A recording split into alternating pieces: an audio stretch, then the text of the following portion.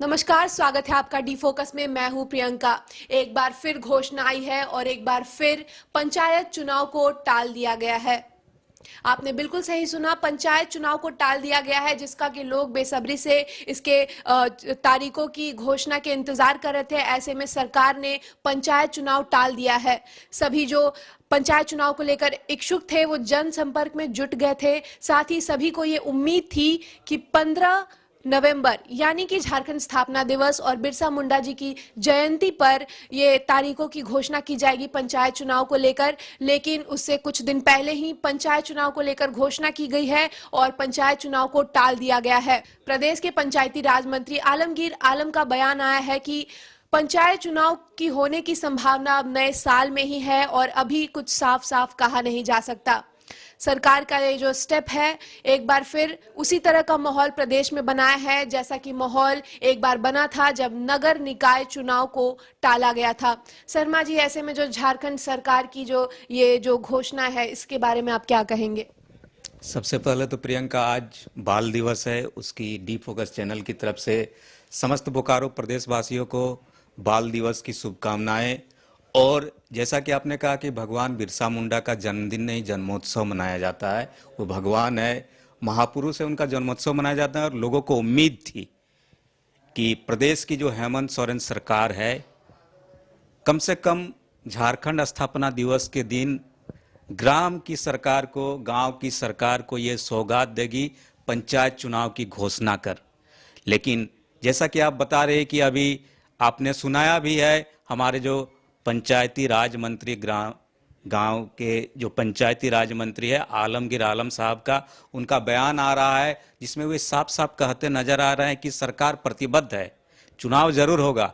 हाँ, ये जरूर है कि 1-2 महीने आगे या पीछे हो सकता है। तो जैसा कि जब मंत्री जी का ही बयान आ गया है, इसका मतलब साफ साफ उद्देश्य है कि जो पंचायत चुनाव है इस साल होना अब लगभग संभव नहीं लग रहा है। प्रियंका, जो ये झारखंड सरकार का जो स्टेप है, आपको क्या लग रहा है, ये क्यों घोषणा हुई टलने की? पंचायत चुनाव को क्यों नहीं लिया जा रहा है पंचायत चुनाव?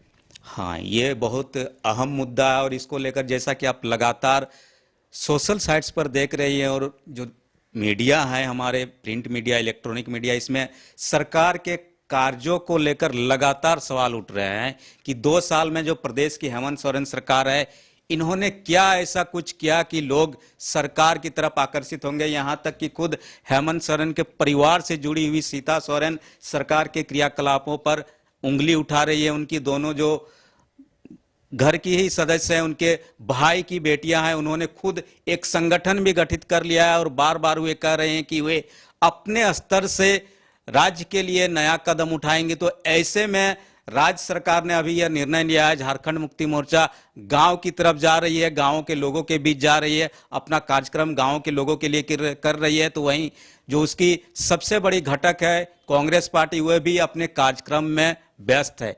ऐसे में लग रहा है कि जो निर्णय सरकार ने लिया है, आपसी सामंजस्य भी नहीं है। और सरकार पर जो लगातार आरोप लग रहे हैं कि जिस वादों को लेकर सरकार आई थी, वो वादा अभी तक कुछ जमीन पर दिख नहीं रहा है। इसीलिए सरकार ने चुनाव टालना ही बेहतर समझा। चुनाव के प्रदर्शन से पहले ही उन्हें कुछ बेहतर करने की उम्मीद लेकर वे गांव के बीच जाने की कोशिश में लगे हुए हैं। और बेहतर करने के लिए ग्रामीण इलाकों में उन्होंने पंचायत चुनाव टाला है, ऐसा लग रहा है। हाँ, गांव के साथ साथ इससे पहले आपने देखा कि जैसे नगर निगम निकाय चुनाव को टाला गया था, ठीक ऐसा ही वातावरण हुआ करता था। लोग लगातार अपने अपने क्षेत्रों में जनसंपर्क में जुटे हुए थे, जोर शोर से लोग अपनी आवाजें उठा रहे थे, लोगों को संबोधित कर रहे थे, लोगों से जुड़ रहे थे, जनजागरण, जनसंपर्क चल रहा था। उस चुनाव को भी सरकार ने ठीक ऐन वक्त पर पोस्टपोन कर दिया था। और एक बार फिर प्रदेश सरकार का यह निर्णय लोगों को जरूर चकित कर रहा है कि सरकार ने यह क्या किया। क्योंकि गांव की सरकार की बात जब भी होती है, झारखंड मुक्ति मोर्चा हमेशा जल, जंगल, जमीन और माय माटी और मानुष की बात करती है। इसलिए सरकार से उम्मीद था कि कुछ हो ना हो, पंचायत चुनाव इस बार करके रहेगी सरकार। और पंचायत में जब लोग चुनकर सामने आएंगे तो और बेहतर तरीके से सरकार की योजनाएं लोगों तक पहुंचेगी। लेकिन अचानक अब ये निर्णय आया है, इसलिए लोग हतप्रभ भी है। जैसे कि मैंने पहले बोला था कि जो लोग इच्छुक हैं वो उन्होंने जनसंपर्क शुरू भी कर दिया था। ऐसे में उन लोगों के हौसले पर क्या असर होगा? नहीं, हौसले पर तो असर होना ही है। लोग जब किसी चीज को लेकर मन बना लेता है, लोगों के बीच जाता है और अचानक से उन्हें ये संदेश मिलता है, ये मैसेज मिलता है वो सीधे सरकार की तरफ से कि अभी चुनाव नहीं होंगे, अभी सरकार इस स्टेप को लेने नहीं जा रही है, तो उन्हें थोड़ी सी तकलीफ तो होती है। और वो जो जो कहा जाता है कि रेस जो पकड़ते हैं लोगों के बीच जाने का, वो एक तरह से थम जाएगा और लोग एक बार फिर उसी तरह कदम लेंगे जैसा कि नगर निगम और नगर निगम चुनाव को, नगर निकाय चुनाव को लेकर लोगों ने खामोशी ओढ़ ली है। प्रियंका, हर जो पार्टी होती है, हर जो उम्मीदवार होते हैं वो अपने अपने मुद्दे लेकर चुनाव में खड़े होते हैं। तो क्या लगता है आपको कि क्या हेमंत सरकार उनके मुद्दों को बदलने में साकार हो पाएंगी? नहीं, मुद्दे को कोई नहीं बदल सकता है। गांव में जो काम हुआ है पिछले 5 साल में, उसी को लेकर गांव की सरकार बनाने के लिए लोग अपने अपने एजेंडे लेकर जाते हैं। चाहे नए जनप्रतिनिधि के तौर पर जाए या जो पुराने मुखिया या दूसरे सदस्य हो जाएंगे, लेकिन सरकार का जो मैं बार बार बता रहा हूं कि सरकार का जो विरोध हो रहा है अपने ही पार्टी के द्वारा, झारखंड मुक्ति मोर्चा का जो विरोध हो रहा है, उससे देखते हुए मुझे लग रहा है कि सरकार ने इसे अभी टालना ही उचित समझा। और अब सरकार शायद जागी है कि वो सबसे पहले गांव के लोगों के बीच जाएगी, उन्हें सरकारी योजनाओं का लाभ दिलाएगी और उसके बाद पंचायत चुनाव कराएगी। जो उम्मीदवार जो इन मुद्दों को लेकर गए थे कि सरकारी योजनाओं का लाभ हमारे गांव तक नहीं पहुंच पा रहा है, कई गांव में अभी तक उज्ज्वला योजना तक नहीं आया, वो सब मुद्दों का अब क्या वही उम्मीदवार उठा पाएंगे या फिर आपको लगता है कि हेमंत सरकार इन मुद्दों को दबाने में कामयाब हो पाएगी? नहीं, मुद्दे तो सरकारी जो है, सरकार की योजनाएं जितना जन ये गांव के बीच पहुंची है, पंचायत के बीच पहुंची है, जिला परिषद के बीच पहुंची है, वो तो लोगों के बीच साफ है कि पिछले 5 साल में आपने क्या कुछ सरकार को दिया, चाहे केंद्र सरकार की योजना हो या प्रदेश सरकार की योजना।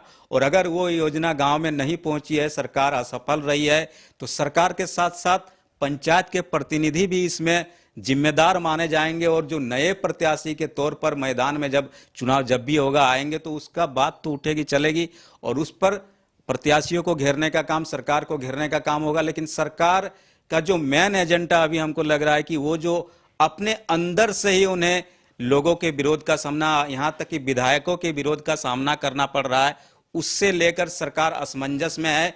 और शायद उसी को देखते हुए उन्होंने बेहतर समझा कि अभी चुनाव को टाल दिया जाए, ना कि कोई ऐसा झटका लगा कि पंचायत चुनाव कराए और सरकार से जुड़े हुए प्रतिनिधि अच्छा प्रदर्शन नहीं कर पाए। इसलिए मुझे लगता है कि इसको देखते हुए सरकार ने पंचायत चुनाव टाला है। हालांकि मंत्री जी का साफ साफ कहना है कि चुनाव कराएंगे, चाहे 1 या 2 महीने आगे या पीछे हो। चुनाव कराएंगे चाहे 1 महीने आगे या पीछे। जैसा कि मैंने पहले भी बताया था, ये उम्मीद, ये संभावना जताई जा रही है कि अब नए साल में ही पंचायत चुनाव होगा। इस साल अब पंचायत चुनाव होने की कोई उम्मीद नहीं जताई जा रही है।